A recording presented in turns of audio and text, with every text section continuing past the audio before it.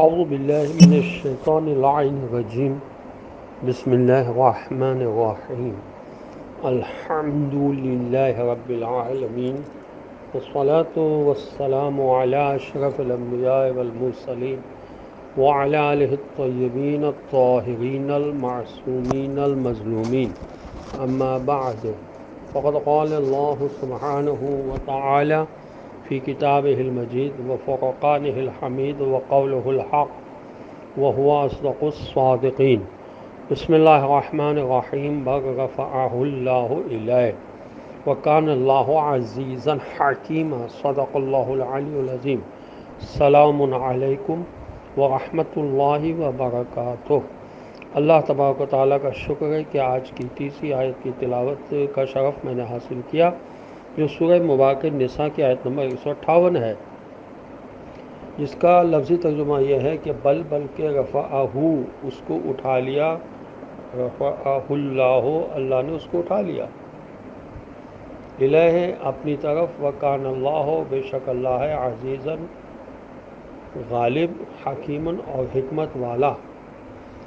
یہ حضرت عیسیٰ علیہ السلام کے لیے خداوند عالم نے فرمایا کہ ان کو آسمان پر اٹھا لیا گیا ہے۔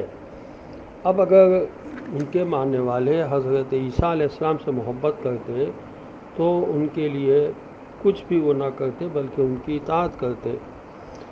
اب وہ کیا چیزیں ہوتی ہیں جو محبت کا موجب بنتی ہیں، اس سلسلے میں کچھ احادیث پیش کرنا چاہتا ہوں۔ توف العقل کی حدیث ہے، صفحہ 332 پر۔ امام جعفر صادق علیہ السلام فرماتے ہیں کہ 3 چیزیں محبت کا موجب بنتی ہیں: دین، انکساری اور انفاق۔ حضرت علی علیہ السلام بھی فرماتے ہیں، غرر الحکم میں یہ حدیث ہے کہ 3 چیزیں محبت کا موجب بنتی ہیں: حسن اخلاق، حسن رفاقت اور انکساری۔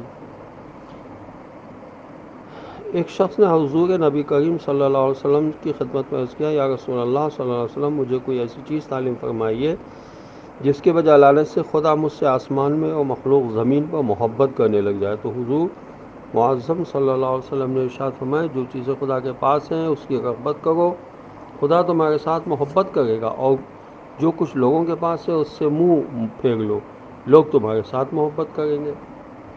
حضرت علی السلام فرماتے ہیں کہ نرم لکڑی میں ٹہنیاں زیادہ ہوتی ہیں۔ امام محمد باقر علیہ السلام فرماتے ہیں، توف العقول کی حدیث ہے، صفحہ 217 پر، کہ خوش روئی اور چہرے کی کشادگی محبت کی کشش اور خدا کے تقرب کا موجب ہوتی ہے، جبکہ ترش روئی اور منہ چڑھائی ناراضی اور خدا سے دوری کا سبب ہوتی ہیں۔ حضرت علی علیہ السلام کی حدیث ہے کہ 3 صفات ایسی ہیں جو محبت کی کشش کا موجب ہیں: معاشرتی زندگی میں انصاف، تنگی اور آسانی کی صورتوں میں دوسروں سے ہمدردی اور قلب سلیم کی طرف رجوع۔ حضرت علی علیہ السلام کی حدیث ہے، غرر الحکم میں، کہ باہمی مودت سے ہی محبت پیدا ہوتی ہے۔ اسی طرح امام جعفر صادق علیہ السلام کی حدیث ہے کہ باہمی الفت کا سبب وفا ہے۔ خدا اس بندے پر رحم کرے جو لوگوں کو اپنی محبت کے ذریعے جذب کرتا ہے اور ان سے معروف کے اپنانے اور منکر کے ترک کرنے کی باتیں کرتا ہے۔ تو یہ کچھ چیزیں ہیں، احادیث سے بھی ہمیں رابطہ رکھنا چاہیے، اور دوسرے عقلیہ برہان و استدلال کی راہ کو ہمیں ہمیشہ اختیار کرنا چاہیے۔ برہان علت و معلول امکان و وجود، ہر انسان دنیا میں کسی نہ کسی کا محتاج ہے، اور یہ احتیاج کسی مرحلے میں جا کر ختم ہو جاتی ہے۔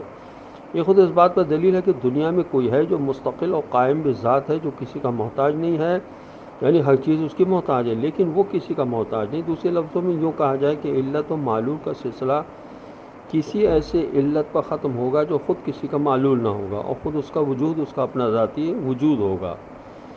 جیسا کہ سورہ فاتح کی آیت نمبر 15 میں ارشاد ہوا، یا ایھا الناس انتم الفقراء الی اللہ واللہ هو الغنی الحمید، اے لوگوں تم سب خدا کے محتاج ہو اور وہ بے نیاز اور لائق حمد و ثنا ہے۔